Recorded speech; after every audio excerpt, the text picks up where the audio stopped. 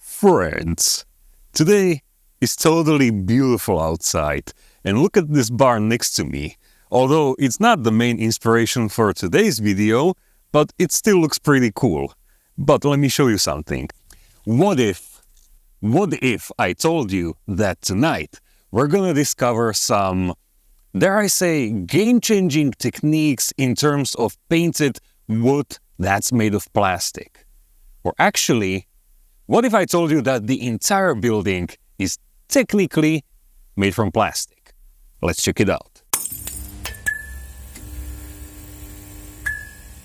So here's the basic layout of our building. But how did we get here, you might ask? Well, I actually sketched a very detailed plan with every detail, every brick, and every plank in place. But how did we get here? Well, I like to make these quick doodles in a sketchbook, and all of them are based on pictures that were either taken by me or I found them on Pinterest. Sometimes the initial idea has to go through several iterations until I'm happy with the concept, and as you'll see, even then, there's room for some minor changes. Okay, so this time I'm not making the wall from styrofoam. Instead, I'm using foamed PVC board, which can be found under different names, and here in Slovakia it's called Forex or pal foam. As you can see, it's quite tough and not very easy to cut, but that's gonna be our main advantage tonight. It's also worth noting that it doesn't react with enamel thinners, oil paints, lacquer thinners, not even modeling cement. So yeah, that's how we got here. Now, I'm not saying that this is a totally game-changing material for our diorama needs because it's very specific. And as such, it's great for very specific purposes, and the hollow bricks we're replicating tonight are the prime example of that. I like that we can draw and sketch directly on top of it without causing any damage. This way I can be sure that every brick line is gonna be exactly where it should be. In terms of sturdiness, I'd place it somewhere between styrofoam and evergreen plastic sheets, but definitely much closer to the latter. That's how tough it is. Hollow bricks have these specific grooves which make the adhesion of cement and mortar easier. Styrofoam is too soft and spongy for this type of detail, and that's where Forex really shines. It's a very tedious process, but I actually got the entire brickwork done in one evening. We just have to be patient, draw everything correctly, and use different tools to scribe and enlarge the grooves. I actually found this weird steel scribing pen which worked perfectly on this project. I could even add small cracks and chips to some of the bricks. The more you add, the older the wall is gonna look like. And there we go, but this is just the start. Let's now take a look at a different material that is much more versatile. This is the so-called foam board, a type of lightweight artist canvas. Basically, it's a sheet of polyurethane foam covered from both sides with cardboard. This serves the same purpose as styrofoam, but here's a cool little trick I discovered. If you cover it in a thick, and I mean a really thick layer of undiluted Tamiya paint straight from the bottle, and let it dry for about a day, it'll fill all the tiny pores in the foam, reinforce it, and make it resistant to enamel thinners. Not to mention the realistic cracks and other cool effects you can add. This material is ideal for making regular bricks, large cinder blocks, concrete structures, and so on. Of course, to get that realistic concrete texture, I covered it with a thin layer of acrylic wood putty bought at a hardware store, and after it dried, I sanded it down to get a smoother surface. Dry acrylic putty is very brittle, and that just gives us more room to add realistic cracks to the edges. And yes, this weird piece of concrete will act as a small piece of terrain in front of the facade. Let's now do the same thing, but slightly different. To make the concrete foundation, I added a strip of cardboard to make it slightly stand out from the wall. Cardboard is another cool material that is ideal for all kinds of details such as ledges or jambs around the door openings. Of course, I repeated the same process with the acrylic putty, but this time I employed a bit of stippling as well for a slightly different, random texture. I used the same putty around the window and the barn door. This is a common method when you need to end the brick wall in real life and you want the edge to be nice and smooth. You add planks from the inside, acting as a guide, and then you fill the gap with cement. Oftentimes, when the builder doesn't care about aesthetics, the cemented jamb is quite messy. But hey, enough concrete. Let's focus on some exquisite wood effects, shall we? We'll make the attic together as it's the biggest wooden feature on the wall. I've cut it from a 0.5mm thick evergreen sheet. Next up, I marked the planks in 5mm increments and used a Tamiya scriber to make the gaps between them. To add some variation and the illusion of individual planks, I quickly chopped off a few corners here and there. This effect can be taken to the extreme, but it all depends on our vision. And also, at this point, I made the openings for the window and the small door. Texturing is super fast and easy, but also a bit messy. We just need to drag a metal wire brush along the direction of the wood grain, and the more pressure you add and the more passes you make, the stronger and more deteriorated the texture will be. The splintered ends can now be enhanced with the opposite side of a hobby plate. The wood grain texture works as a perfect guide for this effect. An unfortunate side product of the texturing process is the ridiculous warping of the whole piece, but a quick solution to that is gluing another layer of styrene from the opposite side. And while I was here, I also added pieces of angle profile at the top, so I could easily hang the part on the brick wall. Now I brushed the entire surface with Mr. Cement S, which softens the texture and removes all the plastic fuss that's been created by the metal brush. I also managed to recycle this offcut from the door opening. I just flipped it around and made a brand new part out of it. This time I went with a very subtle texture and divided it into 2 planks of plywood for additional contrast and visual detail. Let's now make a pretty sturdy window frame. Compared to my previous attempts, this time I made it from angle profiles, which are much stiffer and look more three-dimensional. And because I recently bought this fantastic chopper from RP Tools, I can make beautiful 45-degree angles that will make it all look even prettier. The inner frame is much trickier to make because we can't just lay plastic profiles over each other. The glass has to sit snugly behind them, and as such, it's necessary to precisely cut each segment and carefully glue them together without any gaps, making sure the whole structure creates a nice, flat surface. Of course, it's possible to reinforce it further from smaller profiles, which also add more detail and make the whole part more interesting to paint. And now it's time to make the nails, but this time it won't be just nail holes. No, we'll simulate the actual nails as well, from 0.3mm copper wires. Now, of course, details like this are limited by the scale we're working in, and in smaller scales, something like this would be totally unnecessary. The hinges are traditionally made from strips of 0.1mm thick copper sheet. This is a fantastic material for the job because it's easy to cut, sturdy enough, and very easy to bend over a styrene rod. And they don't have to look perfect because everything on these old buildings is somewhat improvised.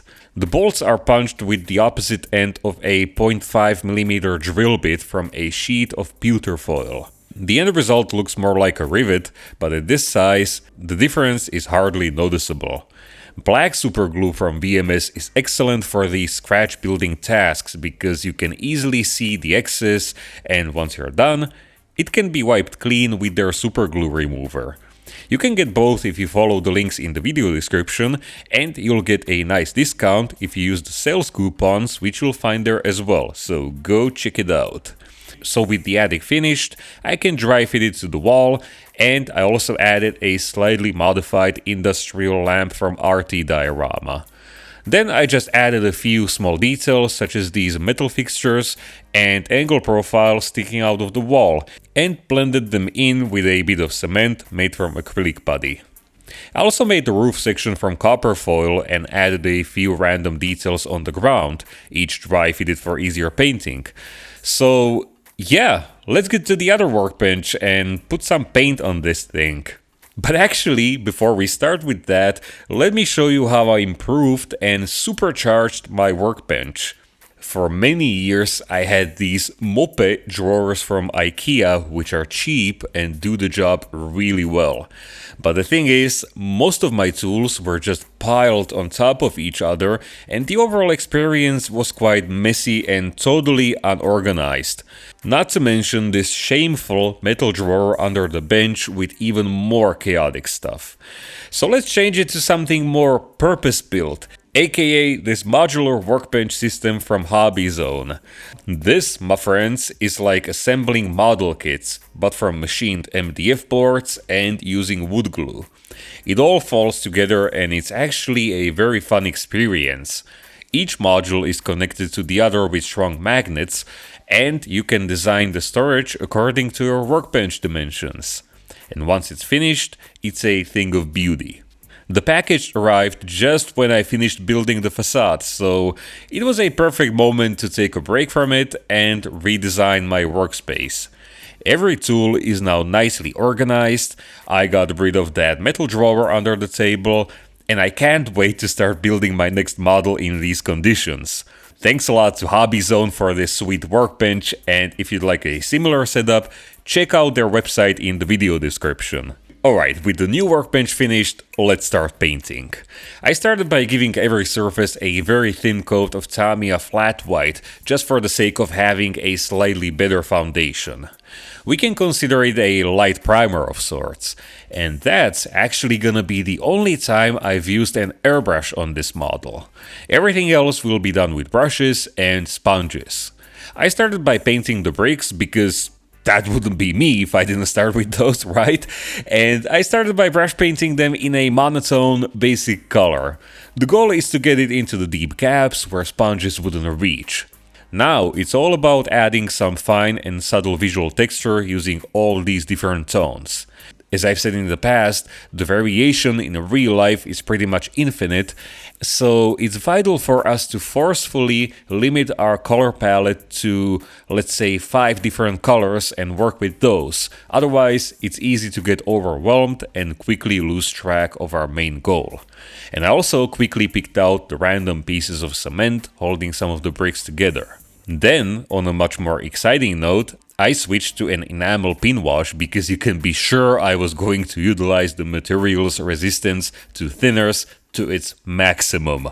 And I must say that on all my previous buildings, when I was working completely with acrylics, I was kinda missing out. The flexibility of enamels and the wide range of effects we can achieve with them, and what's even better, it's all so easy and quick. Definitely a must-do for me from this point onward. Just look how good the brickwork looks, and the whole process took less than an hour. But of course, we're not done yet. Moving on to a slightly different effect, I decided to paint the concrete.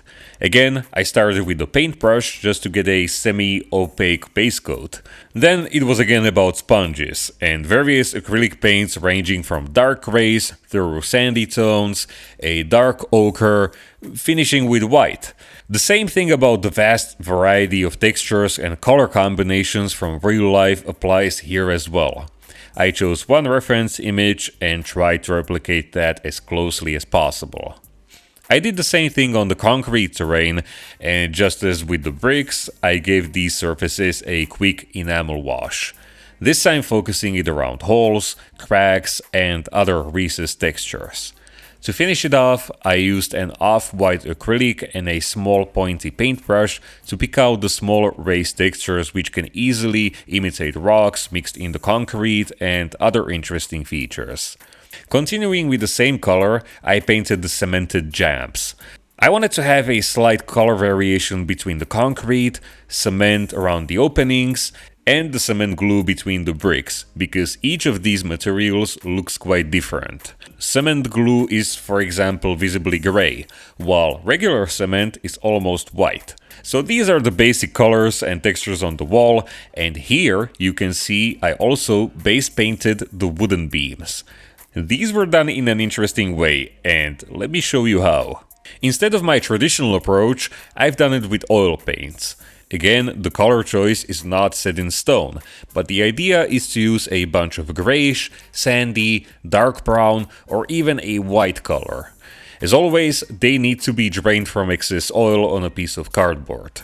And basically, the whole process is pretty much the same as an oil dot filter on scale models, but much heavier and sloppier. Just stipple all of these oil paints across the entire surface painted in a white base coat in no particular order. And then, with a large flat paintbrush slightly soaked in enamel thinner, blend them in the direction of wood grain. I was shocked how quick the method is and how immediate the results are. Of course, it's just a base coat that's gonna be modified further, and we can also introduce different tones such as the dark orange in this area. It all depends on our reference images. Let's now put them aside for at least a day and focus on some other details. Adding the mortar between bricks wasn't going to be easy.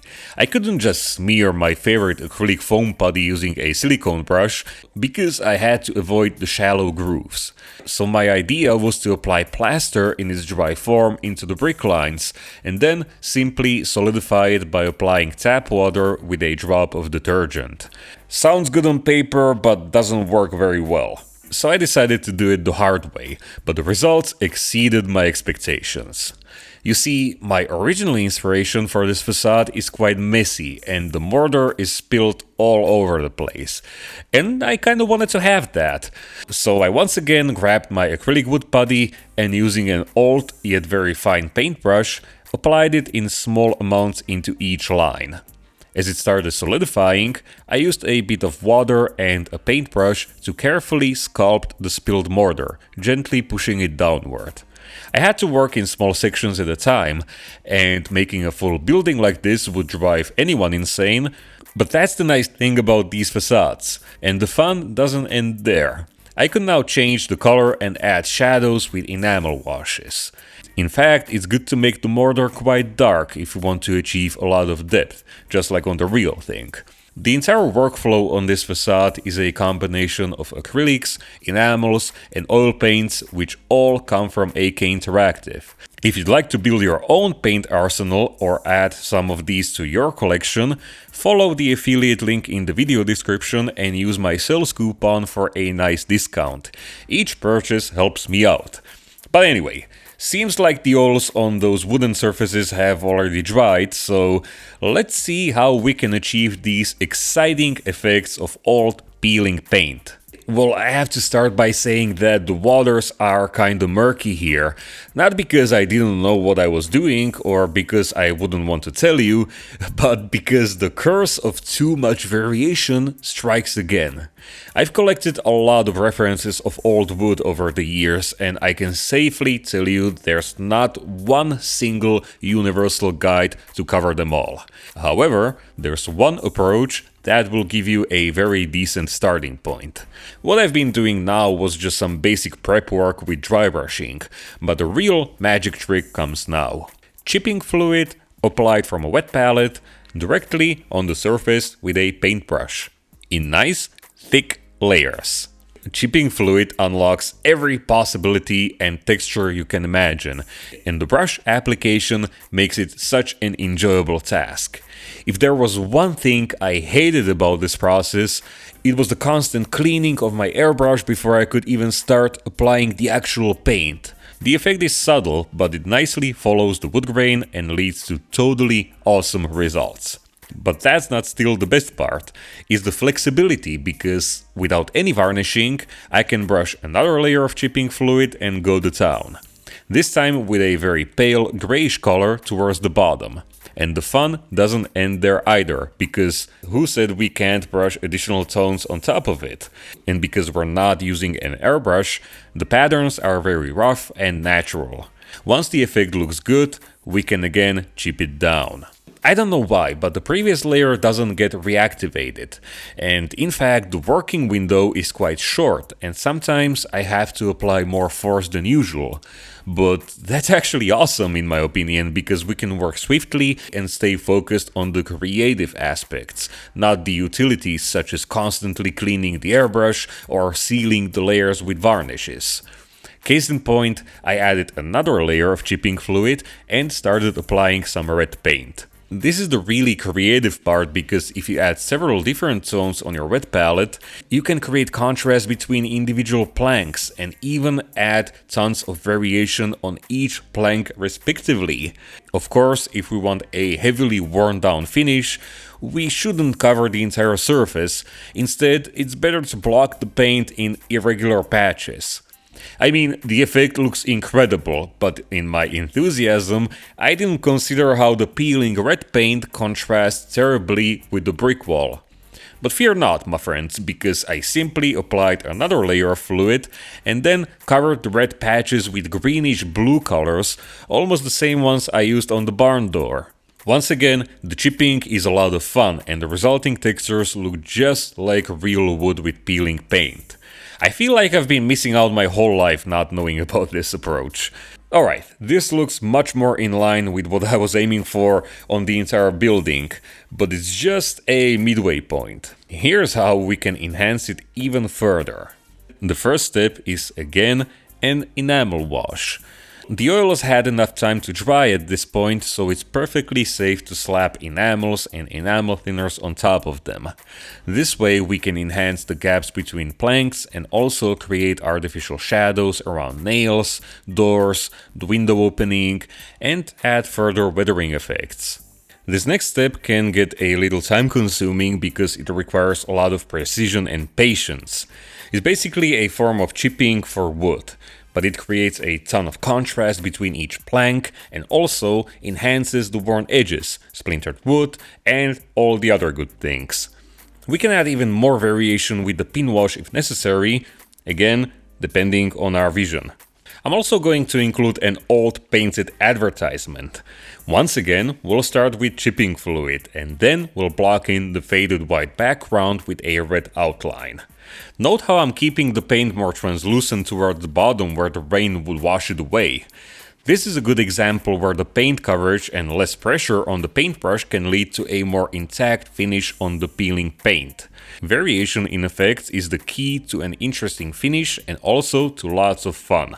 I made the stencil for the advertisement in Photoshop, printed it in scale, and letters were cut out with a hobby blade. It's inspired by a very local bike repair shop which happens to be situated in an old barn nearby, and it also corresponds with the enameled metal signs on the barn door. I remember how intimidated I was by many of these details in the past, and it was all because I didn't know a good set of techniques and mediums that would make it an enjoyable experience. The whole time I was working on this facade, it felt like I was a teenager again, and it was summer holidays, so I could build models every single day. Picking out the bleached edges on the planks again helped to integrate the sign into the surface, and a few touch-ups with a brush sealed the deal. Let's now finish the remaining details. The nails were already outlined with a wash, so I just painted them in a red-brown acrylic and then I blended some rusty oil paints around them. I actually had these oils squeezed out on a cardboard pallet for a week and I could still use them. Another example of the magical chipping fluid is the window frame, where the peeling white paint contrasts beautifully with everything else. The improvised access door is another example. In fact, the plywood is the only wooden surface I didn't treat with chipping fluid, but with acrylic washes instead. Except for the peeling ochre and white paint, of course. And the fine chipping around the edges makes the detail absolutely pop. The last detail that remains here is the glass. I've cut it from acetate foil, which allows me to scribe very fine cracks from the inner side. It was super glued in place, and here we have to be careful with the amount because too much glue would frost the glass. After a layer of chipping fluid, I applied a pale blue color from the inside and added some wear. It's pretty common to see windows like this on very old buildings. It was a way of blocking the view while at the same time letting some sunlight come through. It should come as no surprise that enamel washes blend beautifully even on a smooth surface like this one. And to add that final small detail, I've cut tiny strips of real packing tape and used them to repair the cracked glass. They're not gonna be too visible, but hey, it's a dirty window. I also need to mention the enameled metal signs because I'm very proud of those. I spent several evenings screenshotting and editing authentic signs from Czechoslovakia, and yeah, even foreign advertisements found their way here, then scaling them down and filling an entire sheet with them. I used a professional online printing service where I chose a 130-gram satin photo paper and I sent them a high-resolution file with 300 dpi. Needless to say, they turned out beautifully, and aging them is a real treat. Which is another spot where we can introduce a ton of variation because some signs can look pretty good, while others can be completely rusted out.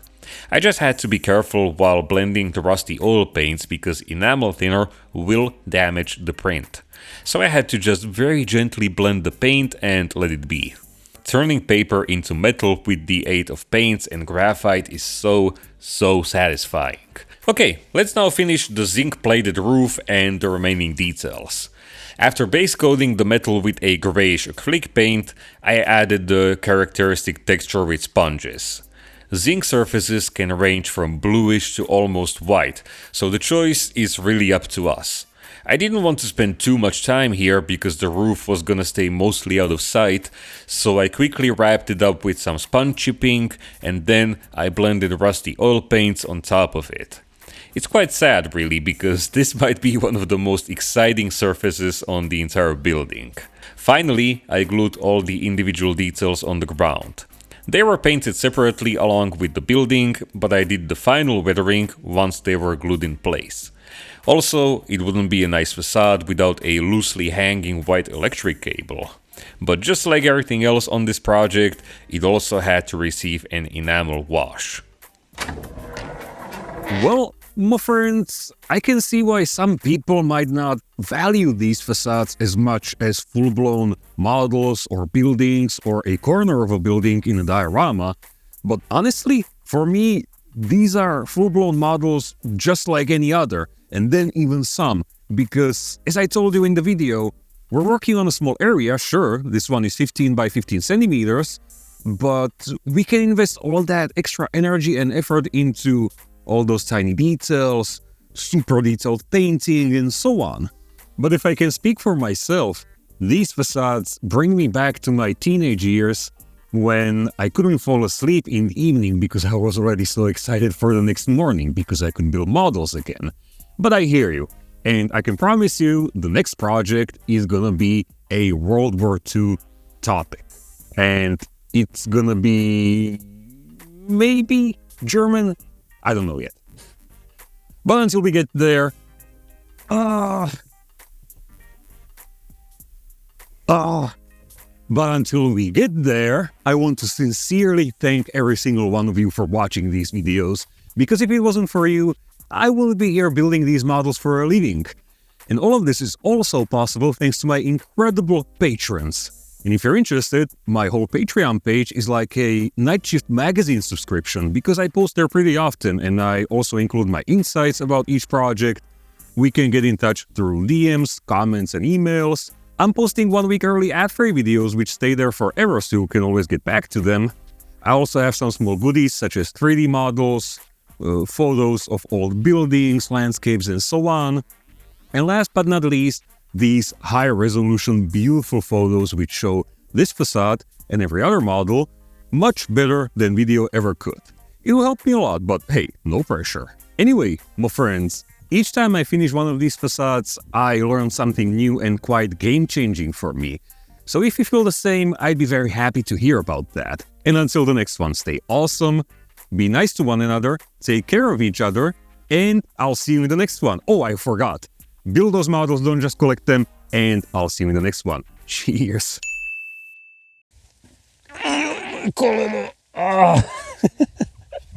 What if What if I told you... Ty ideš jak dôchodca. Čo ma boli koleno. Well, my friends, I can see why some people might not... Ale keď už ťa Zoom nepustí, tak sa posúvam celý. Tu je režisér. Ale ja som výkonný producent. Rozmýšľam, čo mám povedať. Anyway, my friends, each time I build one of... Už padám na zem.